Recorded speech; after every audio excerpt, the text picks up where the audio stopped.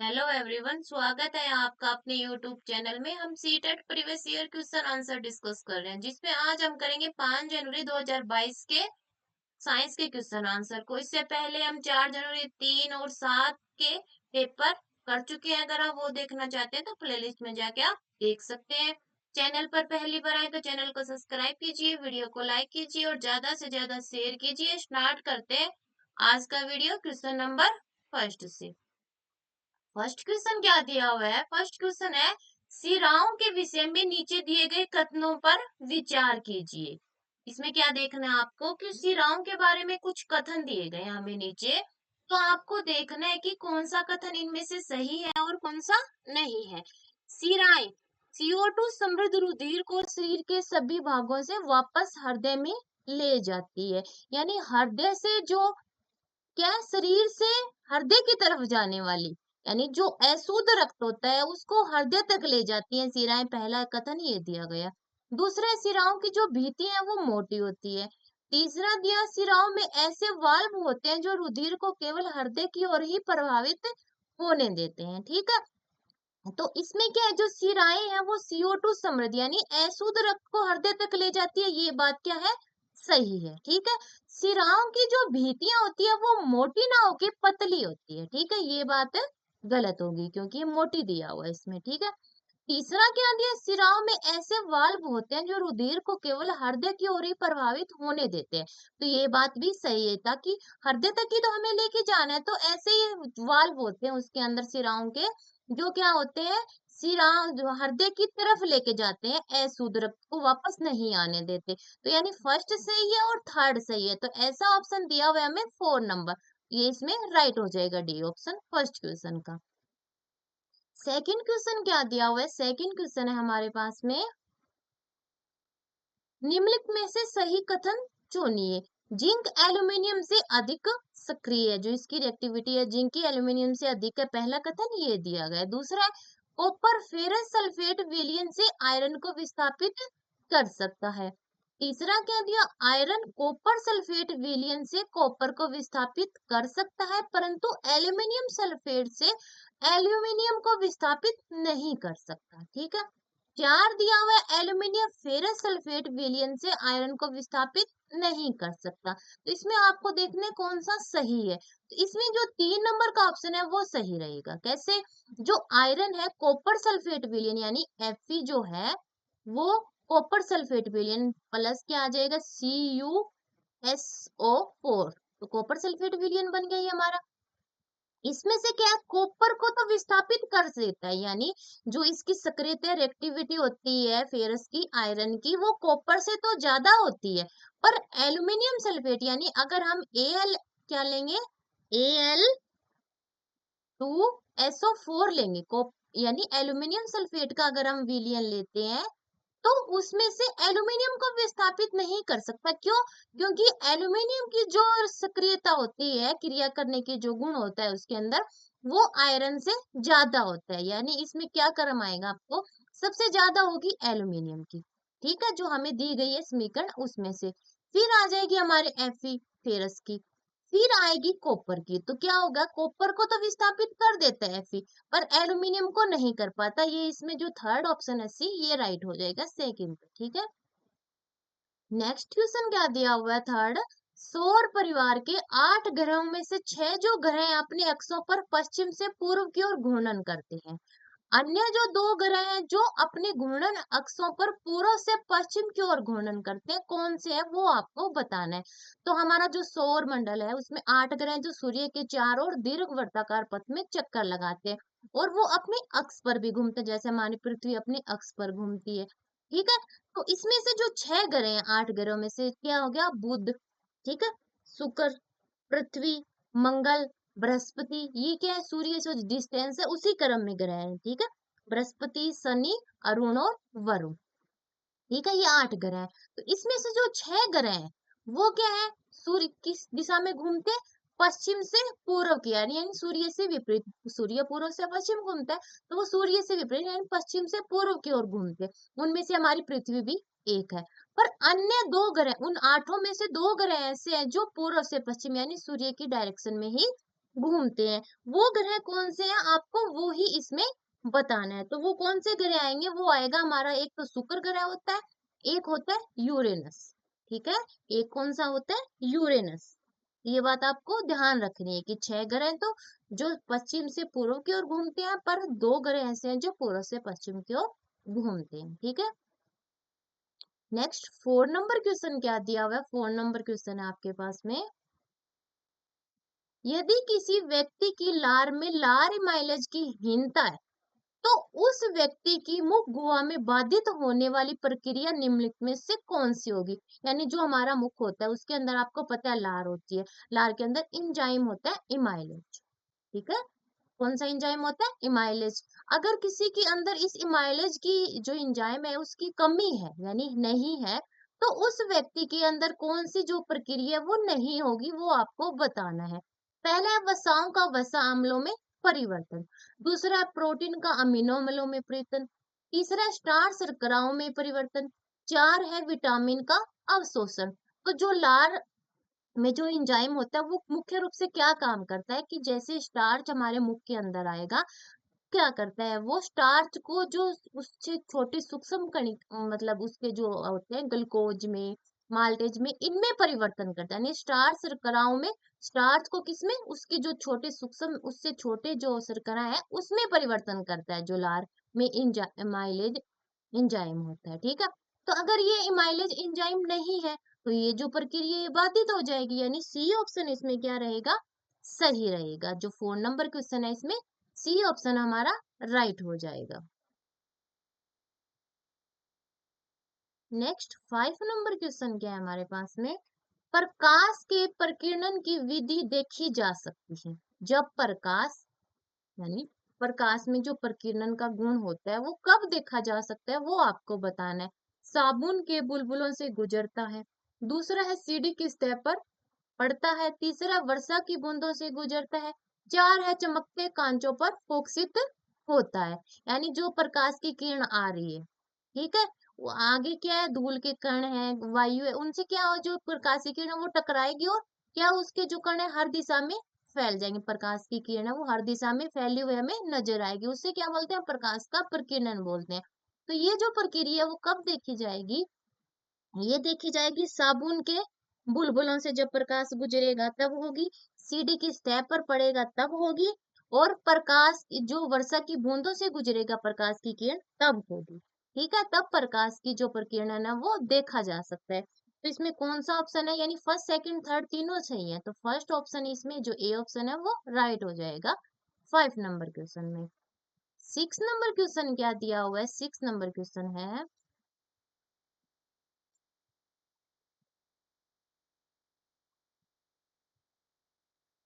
निम्नलिखित में से सही कथन चुनिए।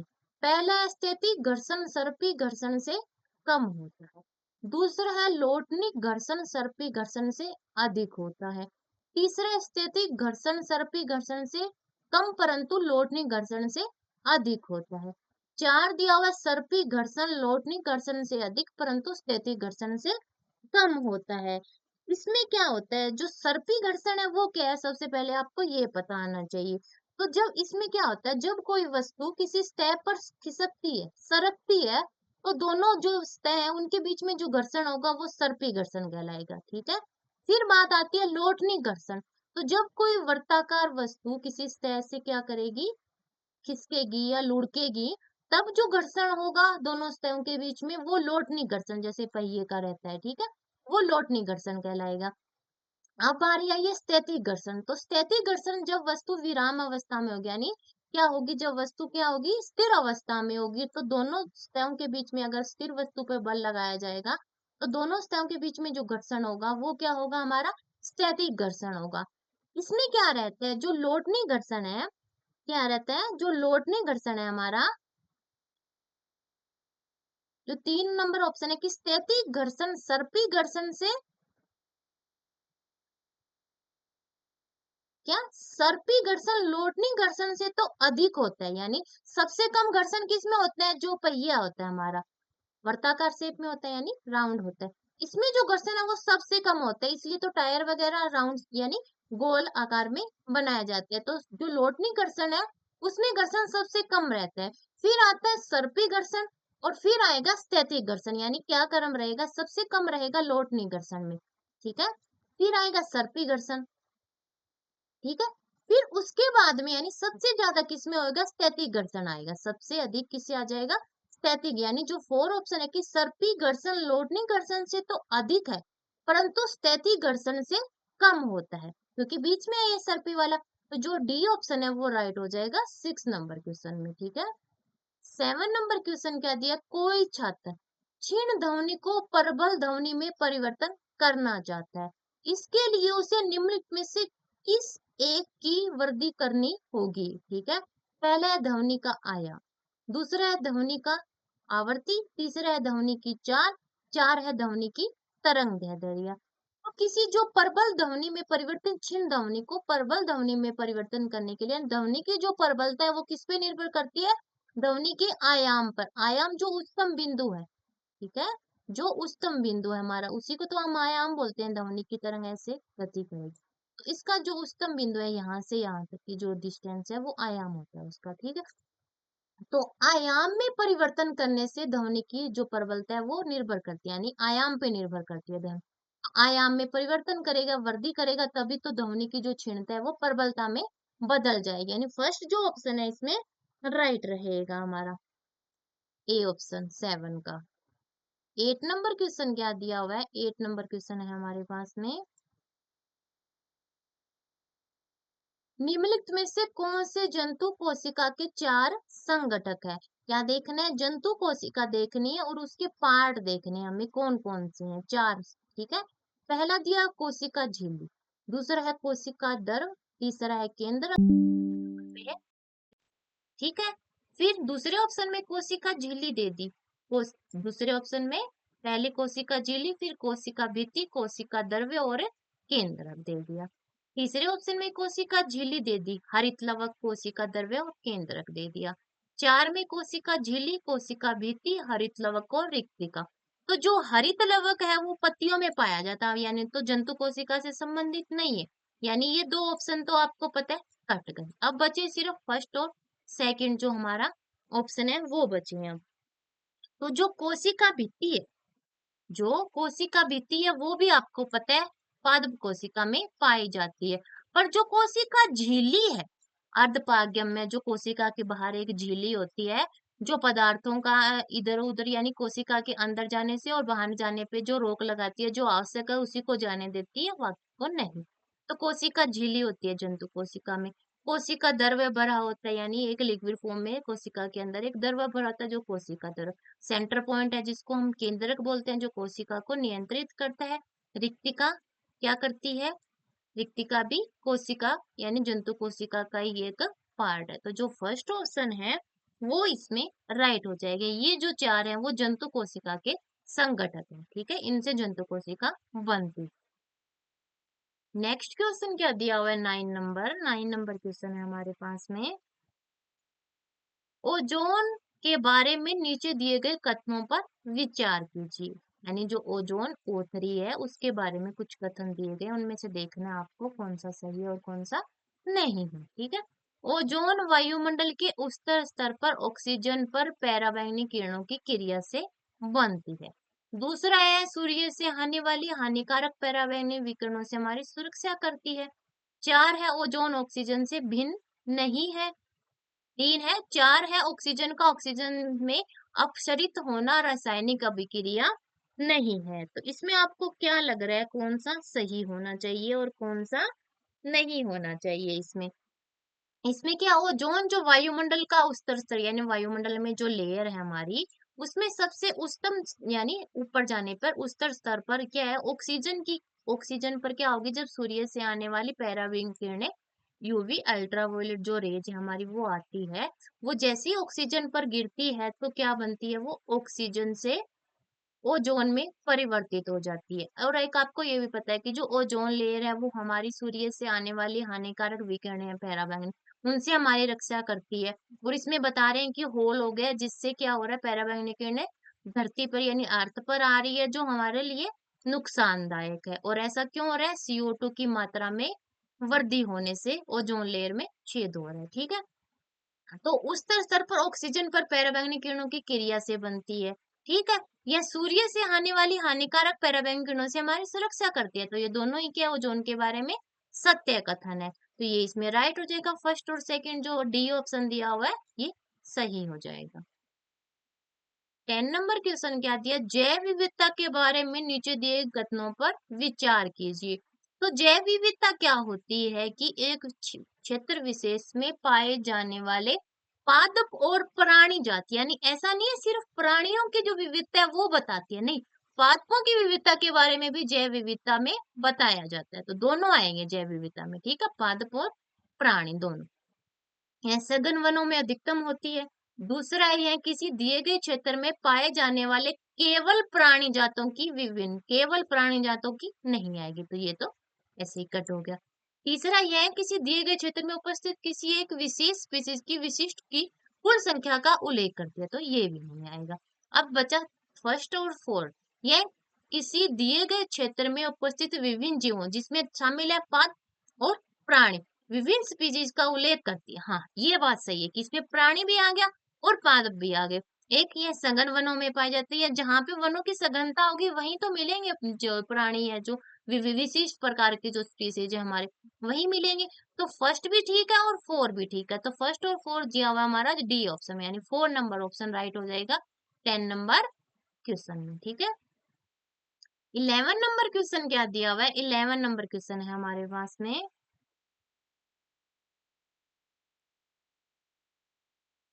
क्या है 11 नंबर क्वेश्चन, निम्नलिखित में से कौन सा तीन, जो नीचे दिए गए ऑप्शन है उनमें से कौन से तीन पेट्रो रसायन पेट्रोलियम और प्राकृतिक गैस से प्राप्त होने वाले उत्पाद के समूह को निरूपित करता है।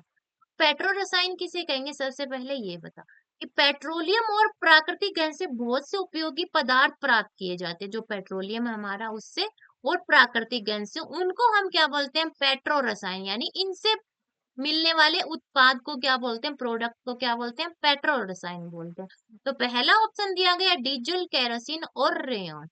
ठीक है, दूसरा ऑप्शन दिया गया पेट्रोल, डीजल और कास्टिक सोडा। तीसरा ऑप्शन है स्नेक तेल, पॉलिस्टर, बिटुमेन। चार पे दिया हुआ अपमार्जक, स्नेक तेल और कोल तार।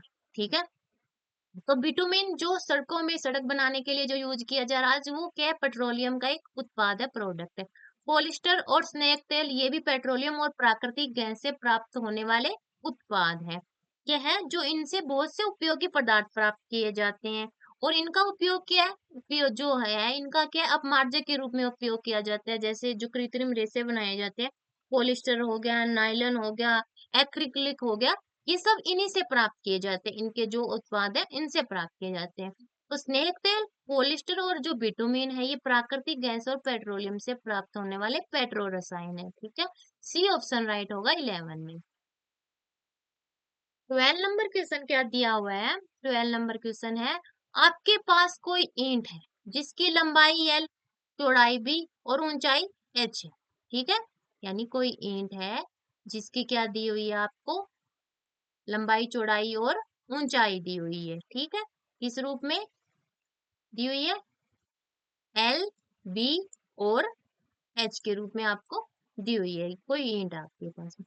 यदि आप इसे एक मेज पर इस तरह रखें कि हर बार भिन्न फलक मेज के पृष्ठ को स्पर्श करे, यानी एक बार लंबाई उसकी एल टच करेगी मेज से, एक बार क्या उसकी जो चौड़ाई है बी वो टच करेगी, एक बार उसकी जो हाइट दी हुई है आपको एच वो टच करेगी, यानी तीनों बार अलग अलग उसके जो पृष्ठ हैं वो इसको मेज को टच करेंगे। ठीक है, हर बार भिन्न फलक मेज के पृष्ठ को स्पर्श करे तो तीन विभिन्न प्रकरणों में यह ईंट समतल पृष्ठ पर आरोपित करेगी। आपको देखना है कि क्या होगा इस मेज पे अगर हम तीनों बार अलग अलग पृष्ठ को टच करवाएंगे। तो पहला दिया है समान प्रणोद और समान दाब, दूसरा है समान प्रणोद परंतु विभिन्न दाब, तीसरा है विभिन्न प्रणोद और विभिन्न दाब, चार विभिन्न प्रणोद परंतु समान दाब।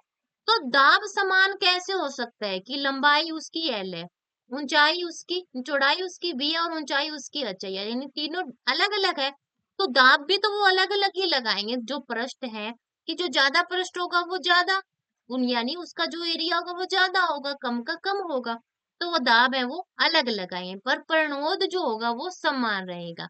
यानी बी जो ऑप्शन है वो इसमें राइट हो जाएगा। हमारा जो कौन सा क्वेश्चन दिया हुआ है, ये 12 नंबर जो क्वेश्चन है, इसमें बी ऑप्शन राइट रहेगा।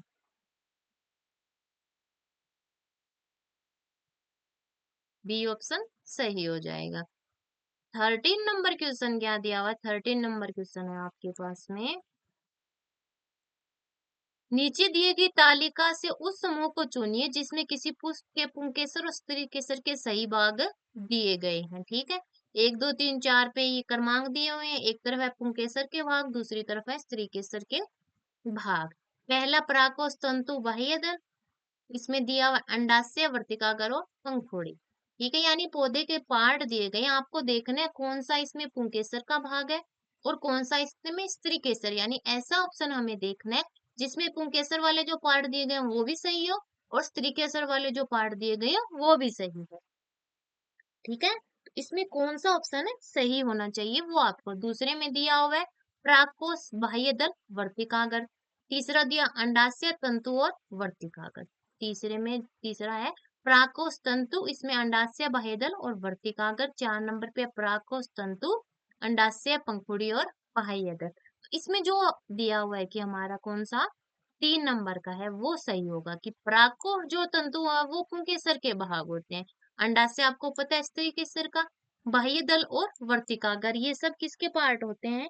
ये सब पार्ट होते हैं हमारे स्त्री केसर के। यानी जो 3 ऑप्शन है वो सी जो ऑप्शन है वो इसमें राइट हो जाएगा 13 नंबर क्वेश्चन में। 14 नंबर क्वेश्चन क्या दिया हुआ है? 14 नंबर क्वेश्चन है हमारे पास में, जठर ग्रंथियों द्वारा स्रावित हाइड्रोक्लोरिक अम्ल से अमाशय के आंतरिक स्तर वो सुरक्षा कौन प्रदान करता है वो आपको बताना है। यानी जठर ग्रंथियों द्वारा जो हाइड्रोक्लोरिक अम्ल HCl जो स्रावित किया जाता है, जो भोजन के पाचन में हेल्प करता है, अम्लीय भोजन के पाचन के लिए अम्लीय माध्यम की जरूरत होती है, जो ये देता है HCl हाइड्रोक्लोरिक अम्ल। अम्ल से अमाशय के जो आंतरिक स्तर है कि ये स्रावित किया जाता है, तो अमाशय का जो आंतरिक भाग है उसकी सुरक्षा कौन करता है वो आपको बताना है। इससे अग्नाशय रस, पीतरस, श्लेष्मा और पाचक, तो इसमें आएगा जो सी ऑप्शन है, श्लेष्मा रक्षा करती है अमाशय की आंतरिक सतह की हाइड्रोक्लोरिक अम्ल से। 14 का सी ऑप्शन। 15 क्या दिया हुआ है? किसी घास के पौधे को उखाड़ने के पश्चात एक छात्र उसकी जड़ों और पत्तियों का परीक्षण करके अपने परीक्षण को इस प्रकार नोट करता है। पहला रेशेदार जड़ें था जालिका रूपी सीरा विन्यास, दूसरा रेशेदार जड़ें था समांतर सीरा विन्यास, तीसरा है मूसला जड़ें समांतर सीरा विन्यास, 4 है मूसला जड़ें था जालिका रूपी सीरा विन्यास। तो आपको देखना है कि घास का पौधा है यानी उसकी जड़ें गहरी तो है नहीं, तभी तो उसने आसानी से उखाड़ लिया। यानी रेशेदार क्या आएंगी? जड़ें आएंगी। जो रेशेदार जड़ें हैं उनमें कोई मूल जड़ नहीं होती, वो सब धागे के समान ऐसे बिखरी रहती है, मूल जड़ नहीं होगी। पर जो मूसला जड़ है उसमें एक मूल जड़ होती है, तो ये शाखाओं के रूप में भी होगी जो मूसला जड़ है। पर रेशेदार जड़ें शाखाओं के रूप में नहीं होती है, ये ऐसे धागे के समान होती है रेशेदार जड़ें। और इसमें जो विन्यास आएगा जो रेशेदार जड़ों में वो कौन सा होगा? समांतर सिरा विन्यास रहेगा। इसमें देखिए ऐसा कौन सा ऑप्शन दिया गया है कि घास की जो पौधा है उसकी जड़ें रेशेदार जड़ें होगी और जो पत्तियों का विन्यास है वो समांतर सिरा विन्यास, यानी जो बी ऑप्शन है 15 में वो राइट हो जाएगा। 16 नंबर क्वेश्चन क्या है? निम्नलिखित में से सही कथन का चयन करना है। सोडियम और फास्फोरस दोनों को केरोसिन में संचित रखा जाता है। दूसरा है सोडियम और फास्फोरस दोनों को जल में संचित रखा जाता है। तीसरा है सोडियम को केरोसिन में तथा फास्फोरस को जल में संचित रखा जाता है। सोडियम को केरोसिन में तथा फास्फोरस को वायु में संचित रखा जाता है। तो इसमें आपको सही कथन का चयन करना है। तो सोडियम को किस में रखा जाता है? केरोसिन में, क्योंकि ये वायु के टच में आता ही क्या हो जाता है? आग पकड़ लेता है, जो सोडियम है ज्वलनशील हो जाता है। तो सोडियम को किस में रखा जाता है? केरोसिन में। जो फास्फोरस है उसका ज्वलनांक बहुत कम रहता है, इसलिए इसको किस में ठंडा रखने के लिए जल में रखा जाता है। जो सी ऑप्शन है 16 में ये राइट हो जाएगा, सोडियम को केरोसिन में और फास्फोरस को जल में संचित रखा जाता है। ठीक है, नेक्स्ट 17 नंबर क्वेश्चन क्या है, आर्द्र यानी नमी वायु में लंबे समय तक रखे जाने पर कॉपर के बर्तनों के बाहरी पृष्ठ पर फीकी हरी परत बन जाती है। यह हरा पदार्थ किसका है? यानी कॉपर का जो बर्तन होगा उस पे क्या है, हरी हरी एक परत आ जाएगी। उस परत पे कौन सा पदार्थ है वो आपको बताना है। इसमें क्या होगा, कॉपर के जो ऊपर हरी परत बनेगी वो किसकी बनेगी, कॉपर कार्बोनेट की और कॉपर हाइड्रोक्साइड की। यानी फर्स्ट ऑप्शन इसमें सही रहेगा। जो हरी परत है उसके अंदर कौन सा पदार्थ होगा, कॉपर कार्बोनेट और कॉपर हाइड्रोक्साइड। ठीक है। 18 नंबर क्वेश्चन क्या दिया हुआ है, 18 नंबर क्वेश्चन है, मृदा में पोषक समृद्धि अथवा पुनः पूर्ति करने के लिए क्रियान्वित किए जाने वाले क्रियाकलाप हैं। यानी मृदा में पोषक तत्वों की कमी हो गई है तो हम क्या करते हैं, खाद डालते हैं। यानी उर्वरक के रूप में मृदा में जो पोषक तत्व है उनकी पूर्ति करवाई जाती है, उर्वरक जिसे हम खाद बोलते हैं। ठीक है। और क्या होता है, और क्या करते हैं, फसल चक्रण यानी फसलों को अदल बदल कर बोया जाता है कि इस बार हमने ये फसल बोई थी, अगली बार इस सीजन में ये वाली फसल बोलेंगे। यानी उनमें जो तत्व हैं जो होने चाहिए यौगिक, वो अदली बदली हो जाएं। जब मिट्टी से लेंगे तो अदल बदल के लेंगे, क्योंकि फसल हमने चेंज कर दी तो उनको जो पोषक तत्व चाहिए वो भी अलग चाहिएंगे। एक तो फसल चक्रण होएगा, खाद डालेंगे और उर्वरक डालेंगे। ठीक है। तभी जो होगा फसल होगी वो उस मृदा में जो पोषक तत्वों की कमी पूरी होगी। यानी कौन सा ऑप्शन इसमें सही रहेगा, जो हमारा 18 नंबर क्वेश्चन है इसमें बी ऑप्शन राइट रहेगा। ठीक है। नेक्स्ट क्वेश्चन क्या दिया हुआ है, 19 नंबर क्वेश्चन,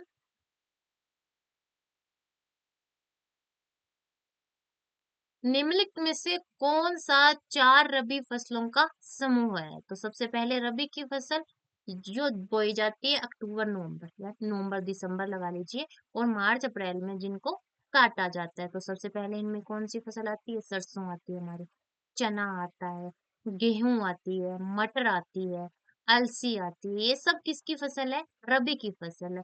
एक दूसरी जो फसल होती है खरीफ की फसल होती है, जो हमारी जून जुलाई के आसपास बोई जाती है और सितंबर अक्टूबर में जिनको काट लिया जाता है। सबसे मुख्य कपास, इसमें कपास की धान होता है, ज्वार बाजरा मक्का, ये सब किसमें होता है, ये खरीफ की फसल में रहता है। तो इनमें आपको देखना है रबी की फसल का समूह देखना है।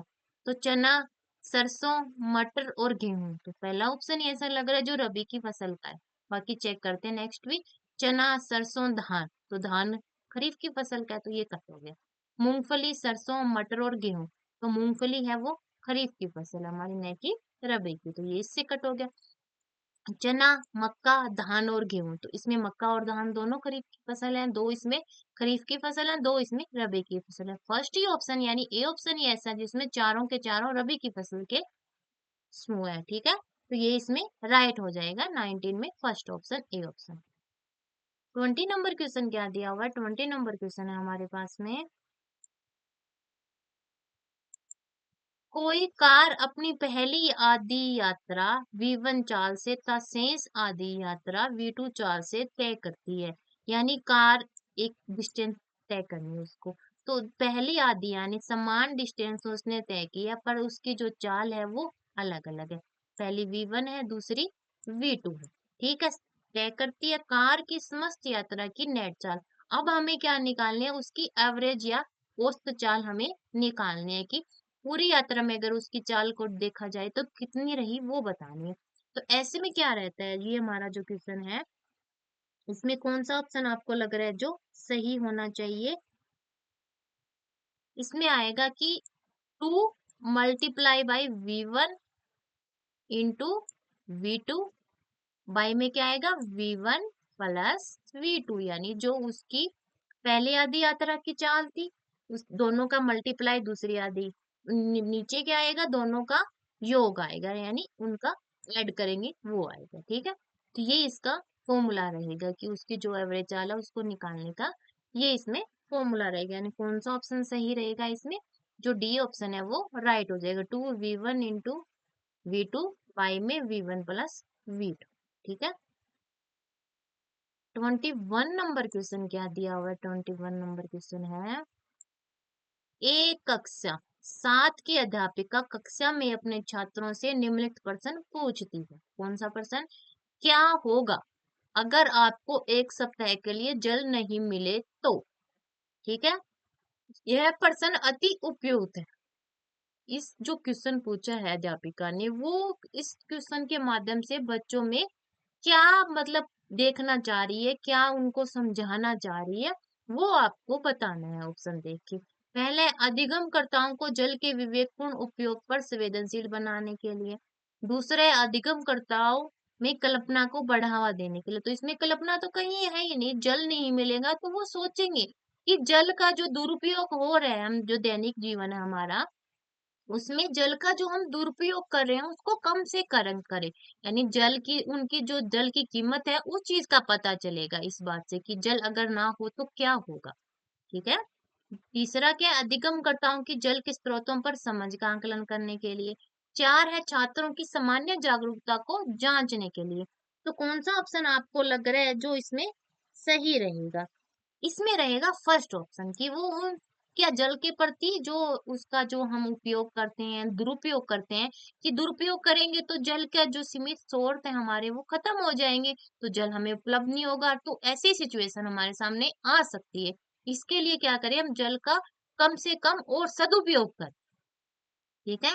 फर्स्ट ऑप्शन इसमें राइट रहेगा कि वो अधिगमकर्ताओं को जल के विवेकपूर्ण उपयोग और के उपयोग पर संवेदनशील बनाना चाहती है। ठीक है।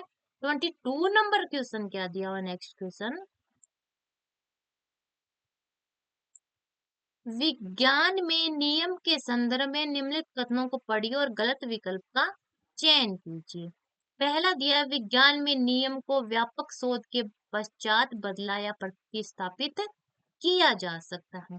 दूसरा है, विज्ञान में नियम तथ्यपूर्ण, पूर्वानुमानित और अपरिवर्तनशील है।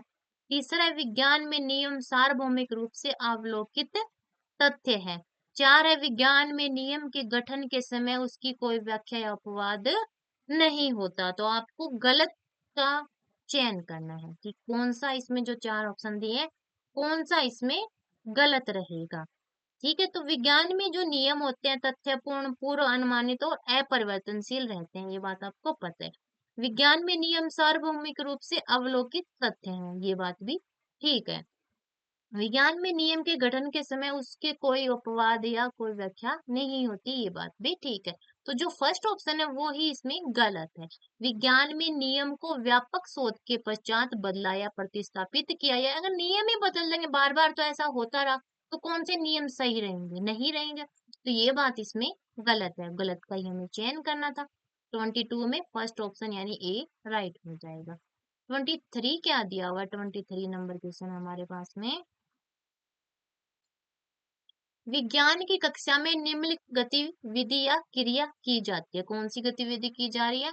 छात्रों को बैटरियां, बल्ब, संयोजक तार तथा विभिन्न प्रकार की सामग्रियां दी जाती है, जैसे कागज, कीलें, चिमटियां, लकड़ी, जल, नींबू का रस तथा उनसे विद्युत चालनीय सामग्रियों की प्रकृति के बीच के संबंध की पड़ताल करने के लिए प्रयोग की रूपरेखा तैयार करने को कहा जाता है। कि आप इनको क्या करो, आपको जो सामान दिया गया है, ठीक है, उसके हिसाब से आपको कोई प्रयोग करना है। ठीक है। क्या करना है, रूपरेखा तैयार करनी है आपको कोई। निम्नलिखित में से कौन सी प्रक्रिया कौशल को इस क्रिया या गतिविधि से बढ़ावा मिलेगा? पहला है अवलोकन, दूसरा है वर्गीकरण, तीसरा है माप, चार पे परिकल्पना को सूत्रबद्ध करने को, और पांच है प्रचलित रूप से परिभाषित करने को। ठीक है। तो इसमें क्या करेंगे, बच्चे देख तो रहे हैं, अवलोकन तो इसमें आएगा। ठीक है। जो हमारा ये ऑप्शन है इसमें अवलोकन तो आपको पता है, हाँ। फिर और क्या करेंगे वो,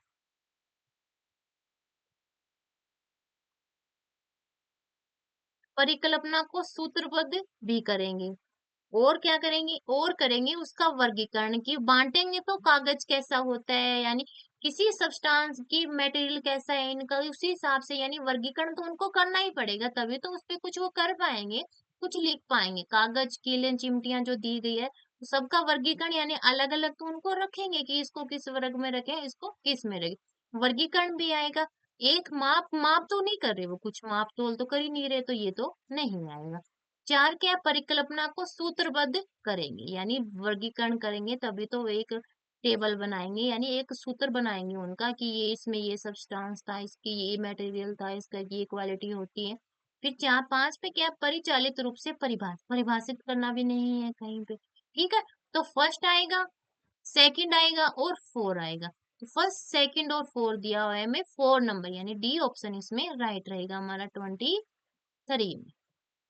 ठीक है, नेक्स्ट 24 नंबर क्वेश्चन क्या है, निम्नलिखित में से कौन सा विज्ञान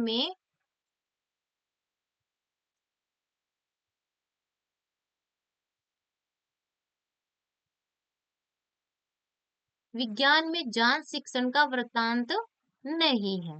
पहला है, शिक्षक छात्रों को उनके विचारों के अन्वेषण के लिए प्रोत्साहित करता है। दूसरा है, शिक्षक छात्रों को एक दूसरे के संप्रतिकरण को चुनौती देने के लिए प्रोत्साहित करता है। तीसरा है, शिक्षक सबूतों और साक्ष्यों के आधार पर निष्कर्ष के विकास पर बल देता है।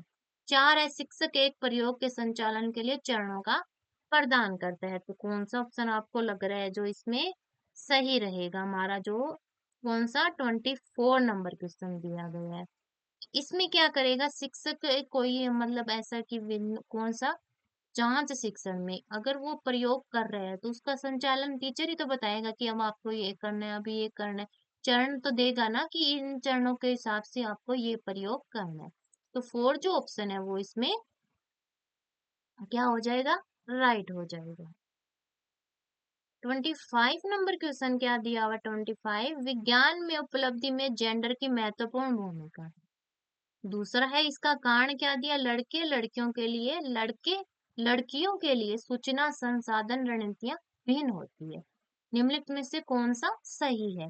तो आपको क्या लग रहा है कि ये सही है या गलत है, कि विज्ञान में जो उपलब्धि जो हासिल की जाती है वो लिंग के हिसाब से है कि लड़का करेगा या लड़की करेगी, तो ऐसा नहीं है। जो विज्ञान में जो उपलब्धियां हो रही है उसमें लिंग की कोई भूमिका नहीं है, जेंडर की। ठीक है, तो ये बात गलत है। लड़के लड़कियों के लिए सूचना संसाधन रणनीतियां भिन्न होती है, तो कोई सूचना संसाधन जो उनको मिल रहे हैं वो भिन्न नहीं होते, सेम दिए जाते हैं। तो ये बात भी गलत है, यानी कथन भी गलत है और उसका कारण भी गलत है। तो क्या है, ए और आर दोनों गलत है, यानी डी ऑप्शन इसमें राइट हो जाएगा 25 में। 26 नंबर क्वेश्चन क्या है, 26 नंबर क्वेश्चन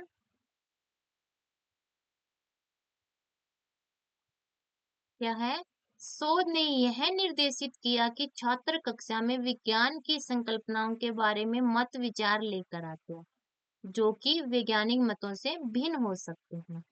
निम्नलिखित में से कौन सा कथन इस वैकल्पिक संकल्पनाओं की विशेषता नहीं है, वो आपको बताना है। यानी जो बच्चे कक्षा में आते हैं उनके मतलब दिमाग में कुछ ऐसी बातें हो सकती है जो विज्ञान के जो नियम है उनसे अलग होती है।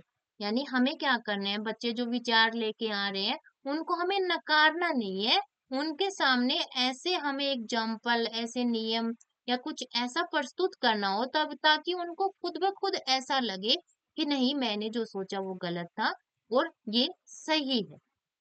ठीक है, तो वे स्थिर और अचल होते हैं। दूसरा है, वे सरलता से परिवर्तित हो जाते हैं। तीसरा है, अवलोकित की जा सकती परिघटनाओं से प्रभावी, यानी उन्होंने कुछ ऐसा देखा होगा तभी तो उनके मन में कोई विचार आएंगे, कुछ बनाया होगा उन्होंने विचार। वे विकास के समान प्रतिमानों का अनुसरण करने की ओर अभिमुख होते हैं। तो इसमें आएगा गलत का चयन करना हमें, ठीक है, कि विशेषता नहीं है। तो क्या आएगा इसमें, जो बी ऑप्शन है ये इसमें सही रहेगा, कि वे सरलता, आसानी से उनको नहीं बदला, कि बच्चे ने विचार बना लिया तो उसको हम तुरंत ही आसानी से तो नहीं बदलेंगे, उसके सामने ऐसे एग्जाम्पल रखेंगे, ऐसे प्रयोग किए जाएंगे, ऐसी व्याख्याएं दी जाएंगी, तब उसको खुद से लगे कि नहीं, मैंने जो सोचा वो गलत है और ये इसमें सही रहेगा, तब उनको बदला जा सकता है, सरलता से नहीं। तो बी ऑप्शन क्या होगा इसमें, राइट होगा 26 में। 27 क्या दिया हुआ, 27 नंबर क्वेश्चन है, एक छात्र भुजे चूने के घोल में लाल लिटमस पेपर डालती है और अपनी अभ्यास पुस्तिका में निम्नलिखित कथन लिखती है। लाल लिटमस नीला हो गया। दूसरा है, भुजा चूना प्रकृति में क्षारकीय है। तीसरा है, लाल लिटमस क्षार में नीला हो गया। तो आपको क्या लग रहा है कि इसमें क्या सही होना चाहिए, कि उसने क्या अवलोकित, क्या क्या देखा और क्या निष्कर्ष निकाला, वो आपको इसमें बताना है। 1 और 2 अवलोकन है, 3 उसका निष्कर्ष है। ठीक है, तो क्या होगा इसमें, क्या किया, लाल लिटमस नीला हो गया। तो ऐसा कब होता है, जब कोई क्षार उसमें उपस्थित हो तभी होगा, लाल लिटमस नीला होगा। तो लिटमस को हम क्षार अम्ल का जो परीक्षण करने के लिए काम में लिया जाता है, ठीक है। तो लाल लिटमस नीला हो गया तो क्षारीय प्रकृति का कुछ था, तो भुजा चूना प्रकृति में क्षार के, ये निष्कर्ष ही निकलेगा। ठीक है, एक दूसरा ऑप्शन क्या है, एक अवलोकन है, दो और तीन निष्कर्ष है, नहीं तीन निष्कर्ष नहीं है। तीसरा क्या दिया, एक दो तीन तीनों ही अवलोकन है, नहीं बीच में जो दो ऑप्शन है वो निष्कर्ष है, एक और तीन अवलोकन है, दो निष्कर्ष है, यानी जो फोर या डी ऑप्शन है वो इसमें राइट रहेगा। ठीक है, कि लाल लिटमस नीला होगा ये उसने देखा, लाल लिटमस क्षार में नीला होगा ये बात भी उसने देखी है, भुजा चूना प्रकृति में क्षारीय होता है ये उसने क्या निकाला है, रिजल्ट निकाला है। ठीक है, तो दो इसमें निष्कर्ष है, फर्स्ट और सेकंड उसने अवलोकित किया, अवलोकन। ठीक है, 28 नंबर क्वेश्चन क्या दिया हुआ है, 28 नंबर क्वेश्चन, निम्नलिखित प्रश्नों में कौन सा या से एक अंत मुक्त प्रश्न समझा या समझे जा सकते हैं, वो आपको बताना है। पहला, क्यों आलू एक सकंदिया तना है। दूसरा, क्या होगा साधारण लोलक की समय अवधि को अगर लंबाई से दुगना कर दिया जाएगा। तीसरा, गुलाब और तुलसी के पौधे के तने में क्या क्या विभिन्नताएं हैं। चार है, क्या होगा अगर पृथ्वी धरती के से सारे पेट्रोलियम भंडार खा लिया समाप्त हो जाएंगे। तो इसमें आपको देखना है कि जो अंत मुक्त वाला यानी उसका जो आंसर होगा वो एक शब्द में हाँ या ना में आप ना देते हो, वो अंत मुक्त वाला हो गया। तो इसमें जो चार क्वेश्चन पूछे गए हैं उनमें से कौन सा ऐसा है जिसका जो आंसर हो वो अनलिमिटेड हो, जिसके हम दे सकते हैं आंसर अंत मुक्त। ठीक है, तो कौन सा आएगा, इसमें आएगा हमारा जो चार की क्या होगा अगर पृथ्वी धरती से सारे पेट्रोलियम भंडार समाप्त हो जाएंगे, ओनली डी, 4 नंबर ऑप्शन। 29 क्या दिया हुआ है, 29 नंबर क्वेश्चन है हमारे पास में, विज्ञान में रचनात्मकता को ब्लैंक के द्वारा सर्वोत्तम तरह से मूल्यांकित किया जा सकता है। पहला, ओलंपियाड। दूसरा, विज्ञान प्रदर्शनियों। तीसरा, वार्षिक परीक्षाओं। चार है, नारा लेखन या प्रतियोगिता द्वारा। तो कौन सा लग रहा है कि रचनात्मकता, कुछ रचना करनी होगी हमें, तो रचना तो विज्ञान प्रदर्शनियों में कुछ ऐसे प्रदर्शन करेंगे हम, कुछ रचना करके कुछ बना के लाएंगे तभी तो पता चलेगा कि रचनात्मकता कैसी है। जो बी ऑप्शन है वो राइट होगा 29 में। 30 नंबर और इस वीडियो का लास्ट क्वेश्चन क्या है, निम्नलिखित कथनों को पढ़िए और सही विकल्प का चयन कीजिए। कथन क्या है, एक विज्ञान के शिक्षक को समावेशी कक्षा में विभेदित आकलन नीतियों का उपयोग करना चाहिए, यानी जो आंकलन शिक्षक कर रहा है वो अलग अलग तरीके से करे, बच्चों के अकॉर्डिंग उसको आंकलन करना चाहिए। तो ये बात तो सही है। हाँ, इससे सभी छात्रों को उनकी क्षमताओं के अनुसार अपनी संकल्पनाओं की समझ को व्यक्त करने के अवसर मिलेंगे, यानी फर्स्ट कारण भी ठीक है। क्यों करना चाहिए, किससे बच्चा अपनी क्षमता की, उसकी कितनी क्षमता है उस हिसाब से अपने जवाब देगा तो टीचर उसका जो आंकलन है वो सही से कर पाएगा, यानी कथन भी ठीक है और फर्स्ट जो कारण दिया है वो भी ठीक है। तीसरा, दूसरा कारण क्या दे दिया, नहीं इससे समानता एवं आत्म प्रकटता की समस्याओं में वृद्धि होगी, तो ये बात नहीं आएगी। ए ठीक है और R1 ठीक है, ए सही है तो R1 सही व्याख्या है ए के लिए, यानी फर्स्ट ही ऑप्शन इसमें राइट हो जाएगा 30 नंबर क्वेश्चन में। और इसके साथ ही हमारा आज का वीडियो यहीं पे समाप्त होता है, मिलते हैं नेक्स्ट वीडियो में। वीडियो पसंद आए तो वीडियो को लाइक कीजिए, चैनल को सब्सक्राइब कीजिए और ज्यादा से ज्यादा शेयर कीजिए। धन्यवाद।